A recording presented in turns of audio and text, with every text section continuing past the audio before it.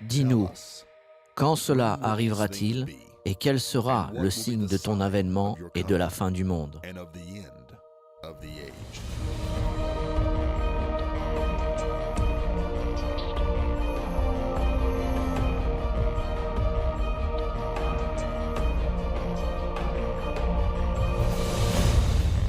Il y a plus de prophéties au sujet de la nation d'Israël que n'importe quelle autre nation. Aujourd'hui, nous allons parler de la destinée divine d'Israël. C'est une nation choisie. Il est intéressant de voir que cette petite nation d'Israël, sur la mer Méditerranéenne, représente moins d'1/10% de la population du monde. Et néanmoins, Israël est dans les actualités jour après jour, semaine après semaine, mois après mois. Vous ne pouvez pas vraiment apprécier les prophéties au sujet de la nation d'Israël qui sont à venir sans comprendre son histoire. Retournons au commencement. Il y avait un homme du nom d'Abraham. Les 11 premiers chapitres de la Bible sont consacrés aux 2000 premières années de l'histoire humaine. Puis vient cet homme, Abraham, et Dieu prend le temps d'écrire 12 chapitres sur cet homme. Ne ratons pas cela. 11 chapitres couvrant 2000 années d'histoire humaine, puis 12 chapitres sur la vie d'un seul homme. Ceci nous montre combien Abraham était important dans le plan de Dieu pour la race humaine. Abraham est devenu le père physique du peuple de Dieu sur terre, les Juifs, et le père spirituel du peuple de Dieu sur terre, l'Église. Regardons maintenant les Écritures afin de le lire pour nous-mêmes. Commençons avec le premier verset de Genèse au chapitre 12. C'est l'appel de Dieu à Abraham. Le Seigneur dit à Abraham, il a été connu comme Abraham jusqu'à ce que Dieu change son nom en Abraham. Va-t'en de ton pays, de ta patrie et de la maison de ton père, dans le pays que je te montrerai. Ceci est très important car Dieu appelle Abraham à la terre promise. C'est la terre connue aujourd'hui sous le nom de la nation d'Israël. Je ferai de toi une grande nation et je te bénirai. Je rendrai ton nom grand et tu seras une source de bénédiction. Je bénirai ceux qui te béniront et je maudirai ceux qui te maudiront. Et toutes les familles de la terre seront bénies en toi. Imaginez-vous, on dit à cet homme que toutes les familles de la terre seront bénies à cause de lui. Nous devons nous souvenir de deux choses. Tu seras une bénédiction et je bénirai ceux qui te bénissent et maudirai ceux qui te maudissent. Cela s'applique-t-il toujours à la descendance d'Abraham, la nation d'Israël aujourd'hui? Bien sûr que oui. Parlons de la terre promise. Il y a deux promesses que Dieu a faites à Abraham. Il lui a donné la promesse de la terre promise et il lui a donné la promesse d'une postérité. Genèse 15:12 nous parle de cette terre promise. Au coucher du soleil, un profond sommeil tomba sur Abraham, et voici une frayeur et une grande obscurité vinrent l'assaillir. Dieu dit à Abraham, « Je veux que tu prépares un sacrifice, mets les choses en place. » Quand il fit cela, l'obscurité vint sur lui et Abraham tomba dans un sommeil profond. Genèse 15:17 nous dit « Quand le soleil fut couché, il y eut une obscurité profonde, et voici ce fut une fournaise fumante, et des flammes passèrent entre les animaux partagés. En ce jour-là, l'Éternel fit alliance avec Abraham. » Pensez à ceci. Dieu a fait un pacte, une alliance perpétuelle avec Abraham, disant « Je donne ce pays à ta postérité. » À ce moment-là, Abraham avait voyagé vers la terre promise. Il était dans le pays d'Israël.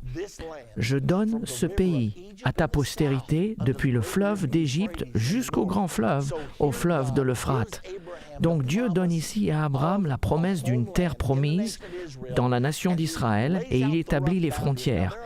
Il y a d'autres endroits dans les Écritures qui donnent plus de détails sur les frontières de la terre promise. Approximativement, depuis le fleuve d'Égypte au sud jusqu'au fleuve de l'Euphrate au nord, Israël n'a jamais eu autant de terre à l'exception d'une seule époque.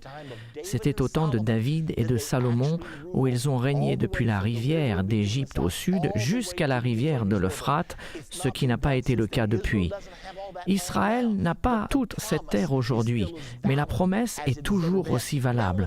Regardons au sujet de la postérité promise dans Genèse 17, 19. Dieu dit, « Certainement, Sarah, ta femme, t'enfantera un fils, et tu l'appelleras du nom d'Isaac. J'établirai mon alliance avec lui comme une alliance perpétuelle pour sa postérité après lui. » Cette promesse est faite à Abraham. Abraham est alors âgé de 100 ans et Sarah en a 90. Selon les Écritures, Sarah était déjà passée au travers du changement de son corps.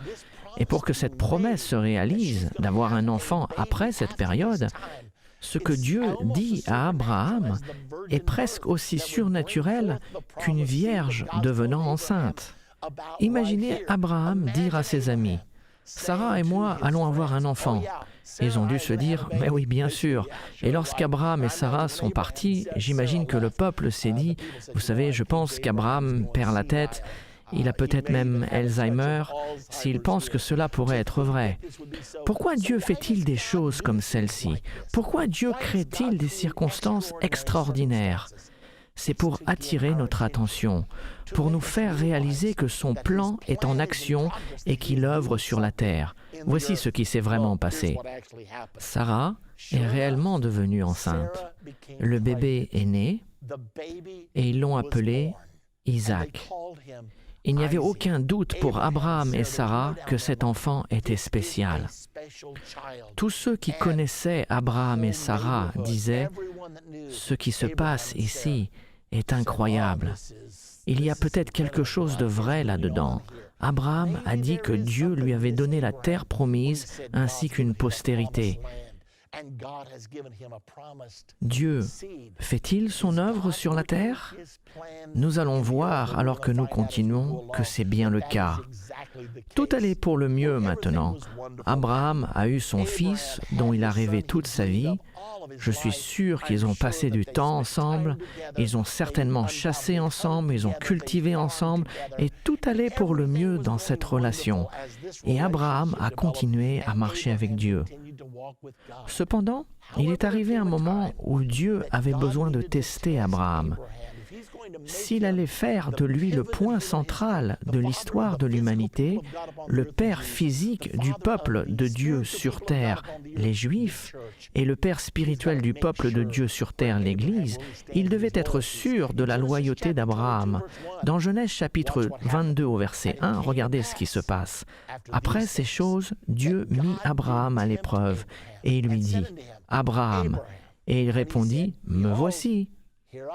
Dieu dit, « Prends ton fils, ton unique, celui que tu aimes, Isaac, va-t'en au pays de Morija, et là, offre-le en holocauste sur l'une des montagnes, pas n'importe quelle montagne, mais celle que je te dirai. »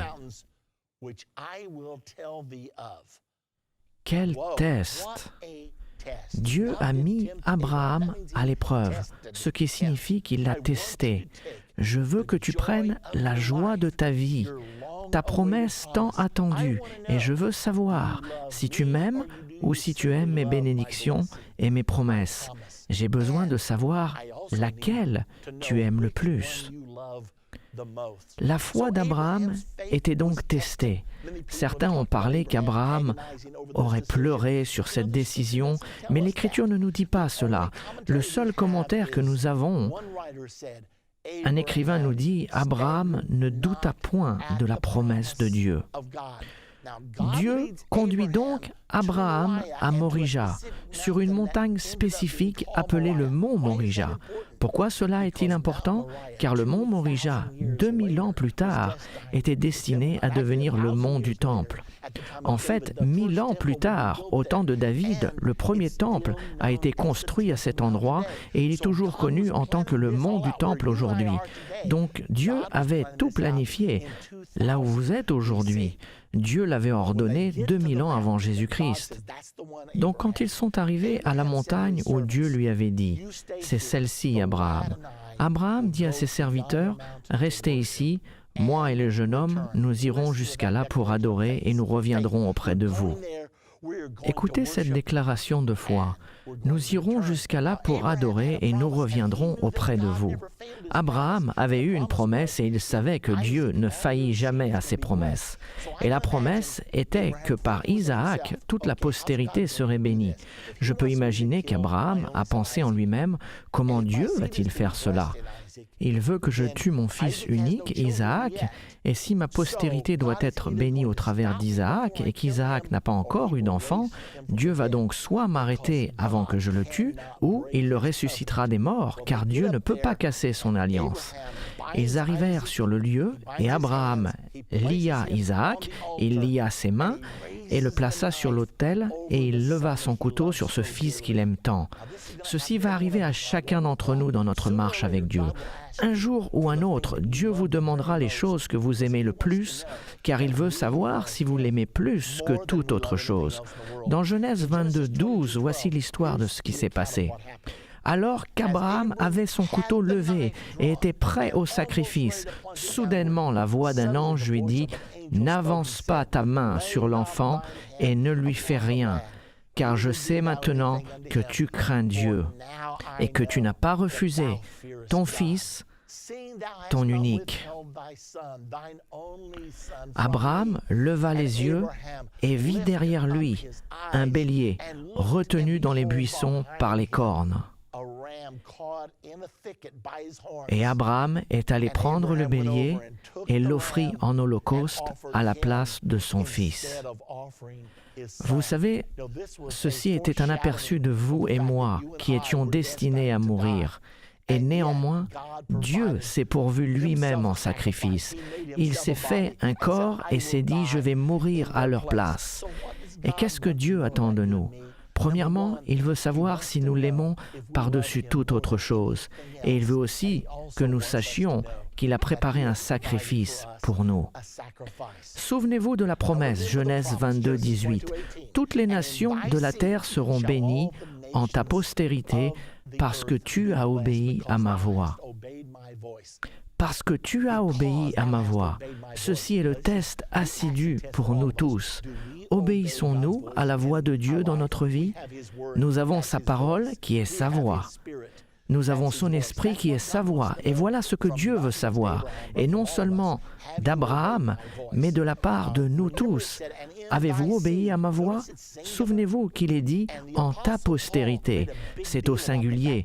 L'apôtre Paul en a beaucoup parlé du fait que ce mot était au singulier dans Galates 3,16. Écoutez ce qu'il dit. « Or, les promesses ont été faites à Abraham et à sa descendance. » Il n'est pas dit « aux descendances », comme il s'agissait de plusieurs, mais comme il s'agit d'une seule, et à ta descendance, c'est-à-dire à Christ. Qu'est-ce qui est dit ici? Toute la promesse était dirigée vers la réponse de Dieu pour la race humaine vers Jésus-Christ. Donc quand il dit « toutes les nations de la terre seront bénies en ta postérité », il est en train de dire qu'au travers du Messie Jésus-Christ, toutes les nations de la terre seront bénies. Eh bien, Isaac a survécu, il a eu 2 fils, tout allait bien, tout était merveilleux. Ses fils étaient des jumeaux. Ils étaient nommés Ésaü et Jacob. Ésaü était né le premier et avait le droit d'aînesse, et il avait la bénédiction du patriarche qui lui était due. Cependant, Jacob désirait les choses de Dieu. Ésaü, lui, n'était pas intéressé. Il était juste un bon gars, il aimait chasser, il aimait passer du temps avec son père. Mais Jacob avait cet ardent désir pour Dieu. Et il s'est dit que s'il y a un droit d'aînesse, qu'il voulait l'avoir. Il a donc commencé à faire un plan pour récupérer le droit d'aînesse de son frère Ésaü. La Bible dit « Cherchez et vous trouverez. Ceux qui ont faim et soif de la justice seront rassasiés. » Eh bien, un jour, Jacob cuisinait un potage et Ésaü avait été à la chasse. Il est rentré fatigué, il était faible et tombe sur une chaise et dit « Jacob, donne-moi ce potage car je suis sur le point de mourir. Je n'en peux plus, je ne peux plus faire un pas de plus. » Et Jacob dit « Je te donnerai un bol de mon potage si tu me vends ton droit d'aînesse. » C'est un bon échange, c'est juste un morceau de papier. Et Ésaü s'est arrêté un moment pour penser « À quoi me sert ce droit? Je vais mourir, ce droit d'aînesse ne me sert à rien. » Les choses spirituelles n'avaient aucun intérêt pour lui. Il vivait dans le moment présent, il n'était intéressé que par le matériel, le physique, et ainsi, il a vendu son droit d'aînesse. Un peu plus tard, Jacob s'est aussi arrangé pour obtenir sa bénédiction. Jacob a dû fuir pour préserver sa vie, car son frère était en colère, surtout quand il a perdu la bénédiction du patriarche. Il n'était pas intéressé par le droit d'aînesse, mais il voulait être une personne bénie, ce qui nous ramène encore au matérialisme. Nous voyons donc que Jacob a dû fuir pour préserver sa vie quand son frère Ésaü a réalisé que Jacob lui avait volé sa bénédiction. Jacob finit par aller dans la maison de Laban, de la famille d'Abraham. Il était là-bas et il a eu 2 épouses. Il a épousé Léa, puis il a épousé Rachel. Il a eu 12 fils qui sont devenus les têtes des 12 tribus d'Israël. Donc maintenant, la nation d'Israël était née. Après avoir eu ses enfants, il était temps de régler sa vie. Vous ne pouvez pas fuir des choses éternellement. Jacob s'est dit qu'il aimerait voir sa mère, son père et son frère. Je suis en désaccord avec mon frère et ce n'est pas bien. J'ai passé ma vie à tricher, à escroquer et à essayer de prendre la place des autres. Je suis fatigué de vivre de cette façon. J'ai besoin d'avoir la paix dans ma vie et dans mon cœur. Il est donc reparti chez ses parents. Et quand Ésaü entendit qu'il revenait, il a été à sa rencontre. Maintenant, Jacob sait qu'Ésaü était un grand chasseur et il sait qu'Ésaü était en colère contre lui. La dernière fois qu'il a vu son frère voulait le tuer. Jacob sait que demain pourrait être un grand carrefour dans sa vie. Cette nuit même, il envoie ses femmes, tous ses enfants, ses serviteurs et tout son bétail de l'autre côté de la rivière et dit « Je dois être seul avec Dieu ». Vous savez, chacun d'entre nous, nous arriverons à un endroit comme celui-ci dans notre vie.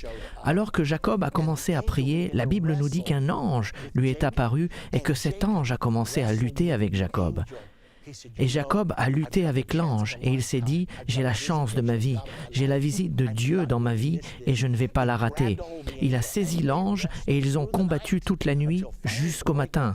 Et l'ange dit à Jacob « Tu dois me laisser aller, nous sommes sur un chemin, des gens vont passer et ils ne sont pas autorisés à me voir. » Et Jacob répondit « Peu importe ce que tu me dis, je ne te laisserai point aller que tu ne m'aies béni. Je suis fatigué de ce style de vie, je suis fatigué de ne pas être en accord avec Dieu, en accord avec mon frère. » Et finalement, l'ange a dit, « D'accord, dis-moi quel est ton nom. » « Mon nom est Jacob, tricheur, usurpateur. » « Eh bien, ton nom ne sera plus cela. Je change ta nature et je change ton nom en Israël. Car, en tant que prince, tu as lutté avec Dieu et avec des hommes. » Et c'est à ce moment-là que le nom d'Israël est né. Et bien sûr, ce nom continue d'exister aujourd'hui. Et nous avons la nation d'Israël aujourd'hui. Cette promesse a été répétée. Cette promesse de la terre promise et de la postérité promise n'était pas que pour Abraham. Remarquez dans Genèse 50, 24, Joseph dit à ses frères, « Je vais mourir, mais Dieu vous visitera. Il vous fera remonter de ce pays-ci. » Car en ce moment, ils étaient en Égypte, dans le pays qu'il a juré de donner à Abraham, à Isaac et à Jacob. Ce n'est donc pas une promesse que pour Abraham.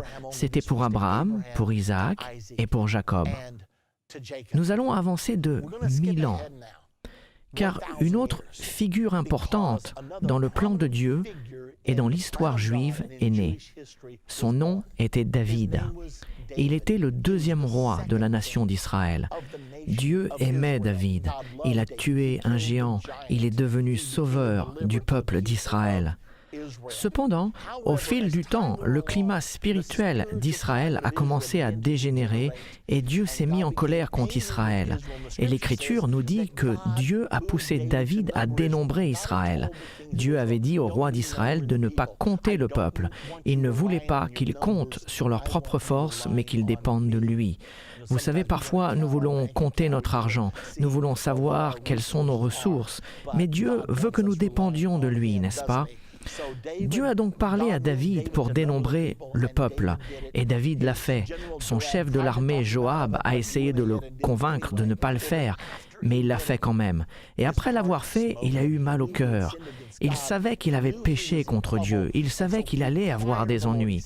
Il supplia le Seigneur, il chercha le prophète Gad et lui dit « Je sais que j'ai commis un grand péché, je sais que le jugement vient sur mon iniquité, que dois-je faire ?»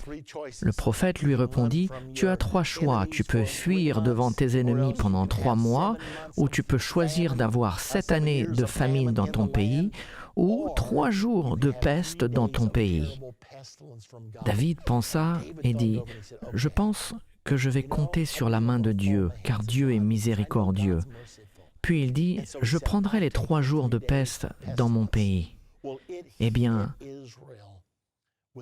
70 000 personnes sont mortes, et ça ne s'arrêtait pas.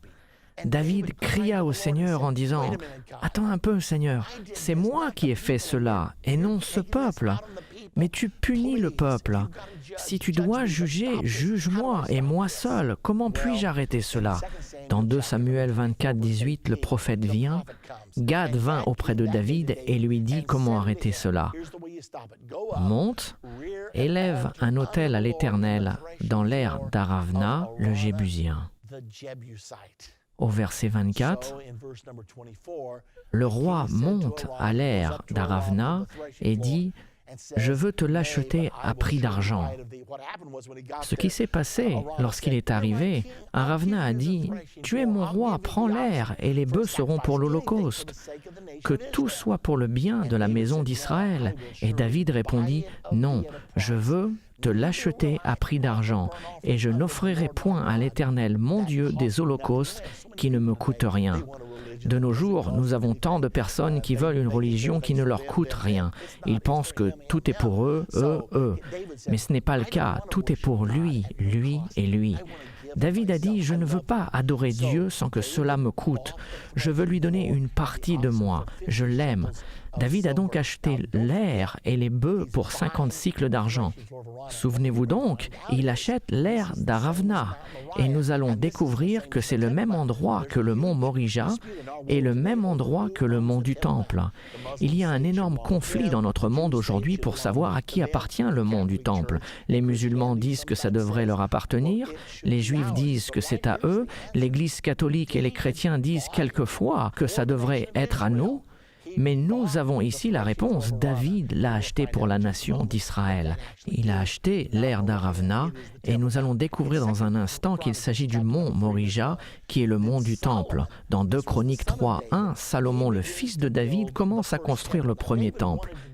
David voulait le faire et Dieu lui a dit « Non, David, tu as tué trop de monde. Salomon, ton fils, le fera. » Salomon commença donc à bâtir la maison de l'Éternel à Jérusalem sur la montagne de Morija, qui avait été indiquée à David son père, dans le lieu préparé par David sur l'aire d'Ornan, le Jébusien. Remarquez qu'il est dit que c'est sur la montagne de Morija, sur l'aire d'Ornan. Et Dieu emmena Abraham à cette même montagne 1000 ans auparavant pour offrir Isaac. Il a de nouveau choisi cet endroit particulier car le Dieu Tout-Puissant voulait avoir une place sur cette terre où il pourrait lui-même mettre son nom. Et il nous l'est dit dans 1 Roi 9, 1 à 3, lorsque Salomon eut achevé de bâtir la maison de l'Éternel, la maison du roi et tout ce qui lui plut de faire, l'Éternel apparut à Salomon une seconde fois comme il lui était apparu à Gabaon. Et l'Éternel lui dit, « J'exauce ta prière et ta supplication que tu m'as adressée. Je sanctifie cette maison que tu as bâtie pour y mettre à jamais mon nom. Et j'aurai toujours là mes yeux et mon cœur. » Remarquez que Dieu a dit, « J'y mettrai mon nom à jamais. j'ai choisi Jérusalem.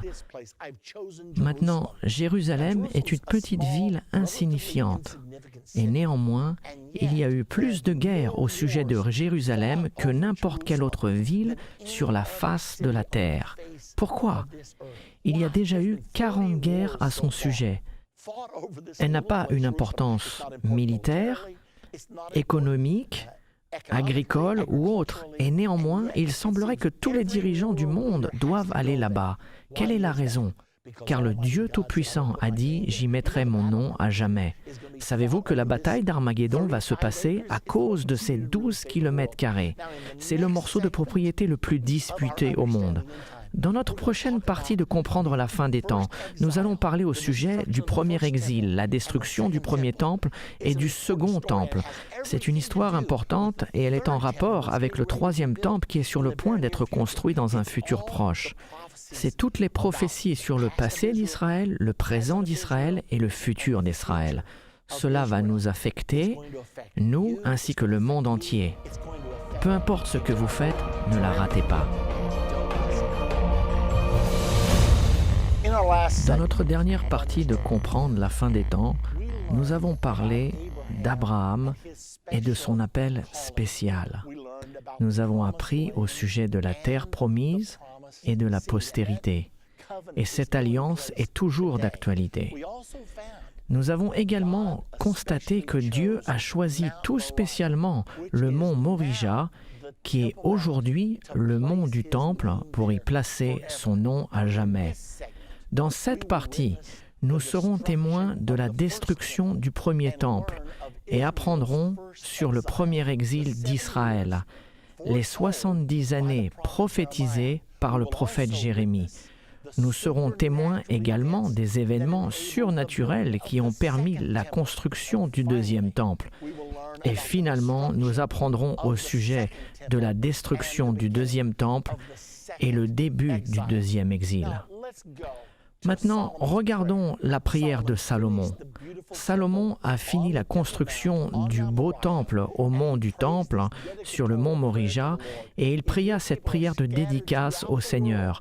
« Si ton peuple est dispersé au travers du monde à cause de leur désobéissance, de leur rébellion et de leur idolâtrie, ô Dieu, je te prie aujourd'hui que dans leur captivité, dans leur exil, ils se repentent et tournent leur visage vers cet endroit. Je te prie d'entendre leurs prières et de les rassembler de nouveau. » Après que Salomon a fini cette merveilleuse prière, le temps était venu d'offrir des sacrifices. Le sacrifice était placé sur l'autel et l'Écriture nous dit que le feu, d'une façon surnaturelle, est descendu du ciel et a consumé l'offrande et les sacrifices. Et la gloire du Seigneur a tant rempli la maison que le sacrificateur ne pouvait même pas rester à l'intérieur. Et quand les enfants d'Israël ont vu le feu tomber et qu'ils ont vu la gloire du Seigneur, ils se sont prosternés, ils ont mis leur visage contre terre, adorant et magnifiant Dieu. C'est quelque chose que la nation d'Israël n'a jamais oublié jusqu'à ce jour, alors qu'ils s'apprêtent à construire leur troisième temple. Ils croient que lorsqu'ils le consacreront, que la gloire de Dieu viendra à nouveau et que le feu du ciel tombera encore comme un signe d'approbation de Dieu envers ce qu'ils ont fait. Ceci est la raison pour laquelle le mont du temple et le temple ont été le centre de la vie juive, le cœur et l'âme de la nation juive et le centre de leur adoration au Seigneur. Dieu avait averti Israël au sujet de ce qui se passerait s'ils désobéissaient. Il leur a dit, si vous vous détournez de moi, si vous ne gardez pas mes commandements, si vous vous détournez vers d'autres dieux, j'exterminerai Israël du pays, de cette terre promise que je lui ai donnée. Et cette maison, ce temple, je lui permettrai d'être détruit à cause de vos abus, et Israël sera un sujet de sarcasme et de raillerie parmi tous les peuples. Il a dit, c'est ce qui t'arrivera si vous ne marchez pas avec moi, si vous ne m'aimez pas et ne m'adorez pas. Alors pourquoi Dieu amène-t-il Israël en exil? Rappelez-vous qu'il y a eu la première ère du temple et son premier exil, le deuxième temple et le deuxième exil. Le deuxième exil est aujourd'hui passé et nous sommes dans l'ère du troisième temple. Mais il est important de voir comment Dieu pense. Ils ont été conduits en exil car ils s'étaient détournés du Seigneur. Écoutez ceci. « Et à cette maison qui est haut placée, quiconque passera près d'elle sera dans l'étonnement et sifflera. On dira, pourquoi l'Éternel a-t-il ainsi traité ce pays et cette maison? Et l'on répondra, parce qu'ils ont abandonné l'Éternel leur Dieu et qu'ils se sont attachés à d'autres dieux. Ils sont partis, ils ont adoré d'autres dieux. » Donc ceci montre la façon dont Dieu agit avec Israël au travers du temps. Quittons maintenant la première ère du temps. Nous savons que Salomon a construit le premier temple en l'an 968 avant Jésus-Christ. Et une fois terminé, il est resté pendant 400 ans. À la fin de cette période, appelée la première ère du Temple, Israël était dans un état si rétrograde que Dieu a dit « Je n'en peux plus. Je vais éloigner ce peuple. Je vais les conduire en exil. Je vais leur permettre d'aller si bas qu'ils vont se détacher de toutes les impuretés qu'ils ont accumulées dans leur cœur jusqu'à ce qu'ils trouvent un endroit pour se repentir. » Et il a envoyé un prophète du nom de Jérémie qui a prophétisé que le roi de Babylone allait venir, que Dieu allait l'envoyer, qu'il envahirait le pays d'Israël et que les enfants d'Israël seraient amenés en captivité pendant 70 ans. Et c'est ce qui s'est passé. Nebuchadnezzar a envahi Israël vers l'an 606 avant Jésus-Christ.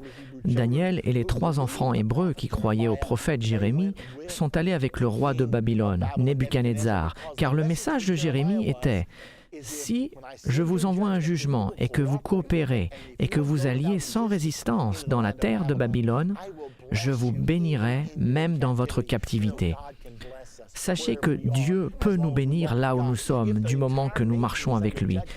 Même si la nation entière est soumise à un jugement, cela ne signifie pas que nous sommes soumis à ce jugement, mais nous pouvons être bénis même dans les temps de jugement. Donc Daniel et les 3 enfants hébreux entrent dans Babylone. Cependant, le roi d'Israël, le roi de Juda de l'époque, était un homme nommé Sédécias. Il ne croyait pas à la prédication de Jérémie. Donc il décida d'y résister. La Bible dit, si vous résistez, vous serez détruits. En raison de sa résistance, Nebuchadnezzar a amené tous ses fils devant lui, les a tous tués devant ses yeux, puis il a crevé les yeux de Sédécias et l'a emmené en captivité à Babylone. Donc, alors que Sédécias était en prison, aveugle, avec ses yeux crevés, Daniel et les 3 enfants hébreux montaient dans la hiérarchie de Babylone.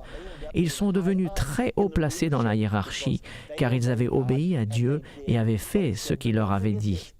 Souvenez-vous, Israël était en exil, car il n'avait pas écouté les paroles de Dieu. Maintenant, les 70 années ont commencé en l'an 606 avant Jésus-Christ, à la première invasion. Puis Sédécias a combattu et Nebuchadnezzar a dû revenir. Et c'est là où le temple a été détruit en l'an 586 avant Jésus-Christ. À ce moment, Daniel et les 3 enfants hébreux étaient déjà arrivés en captivité à Babylone et Dieu accomplissait sa promesse envers eux. Continuons à regarder ce qui s'est passé ici. Daniel, en captivité à Babylone, a commencé à être connu pour sa marche avec le Dieu Tout-Puissant. Il était prophétisé dans la Bible que cette captivité durerait 70 ans. Et peu de temps avant l'expiration de ces 70 ans, le royaume de Babylone a été renversé. En fait, la nuit où il a été renversé, un roi nommé Belchazzar, le petit-fils de Nebuchadnezzar, organisait une grande fête et il fit des choses qu'il n'aurait jamais dû faire. Il a pris les coupes d'or et d'argent que son grand-père avait capturées à Jérusalem et n'avait jamais osé utiliser. Il savait qu'elles étaient précieuses et sacrées et n'avait donc jamais osé les utiliser. Mais Belchazzar les a pris et a eu sa grande fête impie. Et cette nuit-là, Dieu a été si mécontent avec ce qu'ils avaient fait que le doigt de Dieu commença à écrire sur le mur. Belchazzar fut si effrayé par cet événement surnaturel qu'il commença à chercher quelqu'un pour lui dire ce que voulait dire l'Écriture. Daniel était connu comme le seul homme à qui Dieu se révélait. Ils ramenèrent donc Daniel et Belchazzar lui dit « Peux-tu me dire ce que cela signifie ?» Daniel dit « Oui, je peux, ô roi, mais ce n'est pas en ta faveur. » Belchazzar lui dit « Dis-le-moi quand même. » Alors Daniel dit, il dit que tu as été pesé dans la balance et que tu as été trouvé léger, et que cette nuit ton royaume sera divisé entre les Médès et les Perses. Et c'est ce qui s'est passé. Au même moment, l'armée des Médès et des Perses est entrée et a conquis le royaume de Babylone. Souvenez-vous que Babylone régnait sur le monde entier à cette époque. Eh bien, les Médès et les Perses ont évincé Babylone de son royaume et ont pris sa place. C'était à cette période qu'une chose extraordinaire s'est produite. À cause de sa réputation spirituelle, Daniel passa du royaume de Babylone au pouvoir de celui des Médès et des Perses. Le roi Darius régnait sur les Médès. Il y avait en fait deux rois. Cyrus était roi et Darius régnait avec lui. Darius était le confident de Daniel. Ils travaillaient ensemble. C'est à ce moment-là que quelqu'un est venu voir Darius. Ces personnes voulaient le travail de Daniel. Ils voulaient l'évincer. Et ils ont dit, nous ne trouverons jamais rien de mal avec Daniel. Il est si fidèle, il est si honnête, il a un si bon caractère que nous ne trouverons jamais le moyen de l'évincer, à moins que nous trouvions quelque chose de mal avec sa religion. Il est si dévoué. Et ils savaient que Daniel priait 3 fois par jour. Et ils ont décidé de flatter le roi Darius en créant une loi pour que personne ne prie aucun autre dieu ni aucun autre roi, à l'exception de lui pendant 30 jours. Ils ont dit, cela montrera au peuple qui est au contrôle. Tu es le nouveau dirigeant ici. Et Darius était si flatté qu'il a dit, d'accord. Il l'a scellé de son sceau, le sceau des Médès et des Perses, qui est irrévocable. Les ennemis de Daniel savaient exactement ce qu'il faisait, et la Bible nous dit, quand Daniel sut que le décret était signé, il savait que cela devait se passer, et il ne pouvait pas l'arrêter. Il savait que le décret avait été signé, mais il ouvrit sa fenêtre vers Jérusalem, comme Salomon leur avait enseigné de faire, et pria comme il le faisait toujours. Il savait qu'il signait sa propre peine de mort. Mais sa relation avec Dieu était plus importante pour lui que sa propre vie. Il préférait mourir plutôt que de ne pas avoir sa prière quotidienne avec le Dieu Tout-Puissant. Donc, quand ceux qui étaient contre Daniel l'entendirent prier, ils se précipitèrent vers le roi Darius et dirent « Ô roi, tu connais l'homme que tu as mis au pouvoir.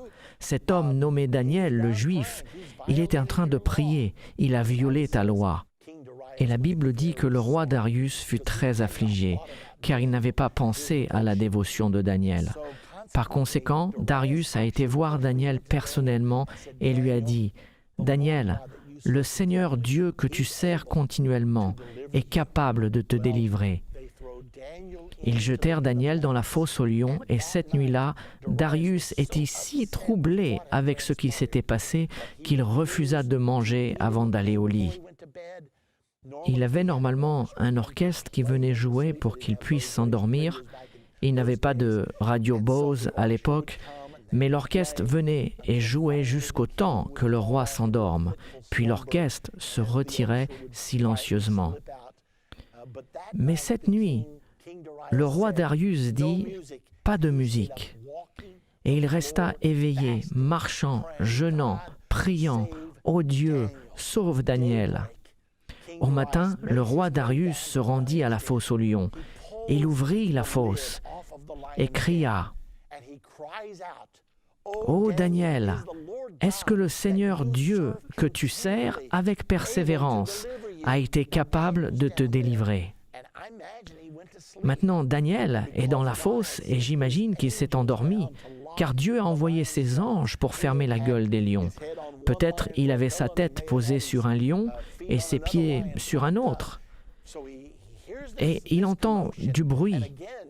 Et le roi Darius appelle « Ô Daniel, est-ce que le Seigneur, Dieu que tu sers avec persévérance, a été capable de te délivrer ?» Et Daniel se dit « C'est gentil, le roi se soucie de moi, il ne voulait vraiment pas me faire cela. » Alors Daniel se lève et répond « Ô roi, vis éternellement. » Et il l'a fait. Darius lui envoya une corde et le sortit de la fosse aux lions. Et tandis qu'il marchait vers le palais, Darius était si émerveillé par la puissance du Dieu de Daniel qu'il servait avec persévérance qu'il dit « À partir de ce jour, je fais un décret que si quelqu'un prie un autre Dieu que ton Dieu, il sera jeté dans la fosse aux lions, car ton Dieu est le vrai Dieu qui a la puissance de répondre. Daniel marcha avec Dieu, et comme il lui avait été fidèle, il n'a pas échoué à l'épreuve. Une nuit, dans la fosse aux lions, a payé pour la construction du deuxième temple, et il a été libéré. Souvenez-vous que Cyrus était l'autre dirigeant dans le royaume des Médès et des Perses. Et il est intéressant que Dieu ait inspiré le prophète Ésaïe au verset 28 du chapitre 44 et prophétisa au sujet de Cyrus avant même qu'il soit né. Il n'y a que quelques prophéties dans la Bible où un homme est prophétisé par son nom, et il est l'un d'entre eux. Ésaïe 44, 28, « Je dis de Cyrus, il est mon berger, et il accomplira toute ma volonté. Il dira de Jérusalem qu'elle soit rebâtie, et du temple qu'il soit fondé. » Donc Daniel connaissait cette prophétie, et puisqu'il était ami avec Darius, sans aucun doute, il avait accès à Cyrus, et il a dû avoir l'occasion de dire à Cyrus, « Est-ce que tu sais que tu es dans la Bible ?» Et il a dû répondre, « Tu plaisantes, je ne crois même pas dans le Dieu d'Israël, je suis un roi païen, et tu dis que je suis dans la Bible. » Puis, il lui a montré l'Écriture, Ésaïe 44, 28, et il a dit, « N'est-ce pas merveilleux? Il est dit que je vais construire le temple. » Daniel lui a raconté l'histoire qu'il était en exil pendant 70 ans, comme le prophète Jérémie avait dit. Et Cyrus a dit, « En quelle année sommes-nous » Et Daniel lui dit, « Nous sommes à peu près dans la 68e année. » Cyrus répondit, « Il est donc temps pour nous d'accomplir la prophétie. » Et Cyrus donna l'ordre en l'an 538 avant Jésus-Christ, la 68e année, que tous ceux qui ont à cœur le temple et la maison de Dieu à Jérusalem reviennent. Ainsi, la première vague des Juifs est retournée en l'an 536 avant Jésus-Christ.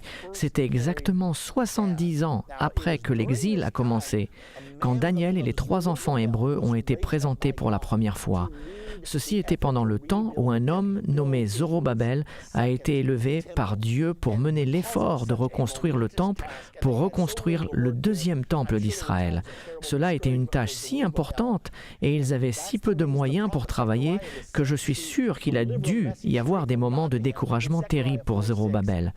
C'est la raison pour laquelle le prophète Zacharie fut envoyé pour lui donner un message venant directement de Dieu. C'est ici la parole que l'Éternel adresse à Zorobabel. Ce n'est ni par la puissance, ni par la force. Ce n'est pas parce que tu as accès à beaucoup d'argent. Ce n'est ni par la puissance, ni par la force, mais par mon esprit, dit l'Éternel des armées. C'étaient des paroles d'encouragement de la part du Seigneur. Ils ont travaillé. Tout d'abord, un décret a été fait en l'an 538 avant Jésus-Christ. Ils ont construit pour un temps, ils avaient les fondations coulées, puis les ennemis sont venus et ont arrêté la construction pendant un moment.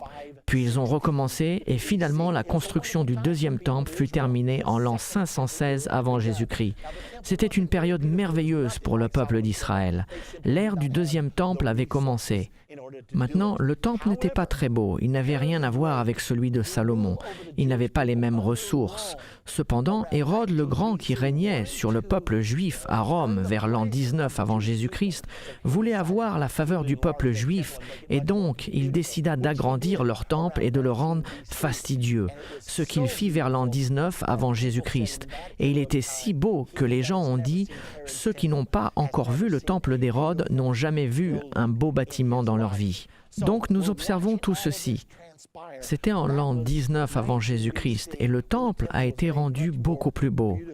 Hérode le Grand continue de régner et finalement Jésus-Christ est né. Donc voici la promesse.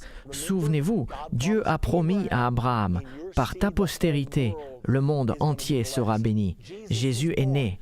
Jésus est devenu le plus grand homme qui n'ait jamais existé. Il a commencé la plus grande religion qui aujourd'hui a le plus d'adeptes qu'aucune autre religion. Il a écrit il y a 2000 ans le livre le plus vendu dans le monde à ce jour. Par ceci, Dieu accomplit sa promesse à Abraham. Par ta postérité, parlant du Messie, toutes les nations de la terre seront bénies. Maintenant, la plupart des historiens disent que Hérode le Grand est mort en l'an 4 avant Jésus-Christ. Et nous savons que Hérode le Grand était vivant quand Jésus est né. C'est la raison pour laquelle nous pensons qu'il est né entre l'an 5 ou 6 avant Jésus-Christ, si toutes ces dates correspondent.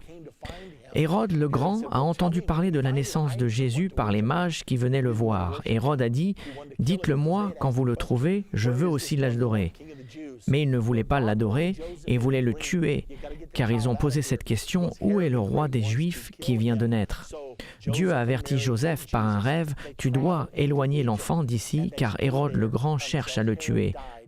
Joseph et Marie ont donc pris Jésus et ont voyagé jusqu'en Égypte, où ils sont restés jusqu'à la mort d'Hérode en l'an 4 avant Jésus-Christ. En lisant plus loin, nous savons ce qui s'est passé. En dépit de tous les miracles, de tout ce que Dieu a fait, Jésus a été rejeté par le peuple juif.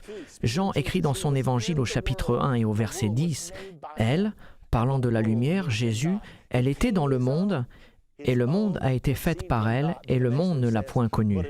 Elle est venue chez les siens, et les siens ne l'ont point reçue. » Et le prochain verset nous dit, « Mais à tous ceux qui l'ont reçue, à ceux qui croient en son nom, elle a donné le pouvoir de devenir enfants de Dieu. » Même étant rejeté, Jésus a aimé le peuple juif. Et leur a donc prophétisé juste avant sa mort.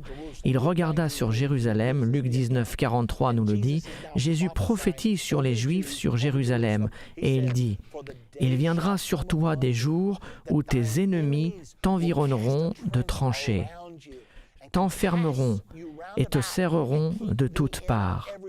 Ils te détruiront, ton temple sera détruit, la fierté de ta nation sera détruite, toi et tes enfants au milieu de toi, et ils ne laisseront pas en toi pierre sur pierre. » Pourquoi ? Parce que tu n'as pas connu le temps où tu as été visité. Donc tu n'as pas écouté la voix de Dieu, tu as été désobéissante à Dieu, par conséquent, tu retourneras en exil. Eh bien, la prophétie s'est réalisée. Quelques années plus tard, en l'an 70, l'armée romaine est venue contre Jérusalem, menée par le général Titus. Ils détruisirent la ville de Jérusalem, brûlèrent le temple et ne laissèrent pas une pierre debout. La prophétie a été accomplie d'une telle manière que les Juifs aujourd'hui ne savent plus où le temple a été situé sur le mont du temple. Avec la destruction de Jérusalem en l'an 70, le deuxième exil a commencé. Dieu a fait exactement ce qu'il a dit. « Si vous me persécutez, si vous me désobéissez, alors je vous conduirai en exil. » Le premier exil était de 70 ans, ce deuxième exil allait durer 1878 ans. Qu'est-ce que le peuple juif a bien pu faire de si terrible pour devoir être mis en exil pendant 1878 ans ?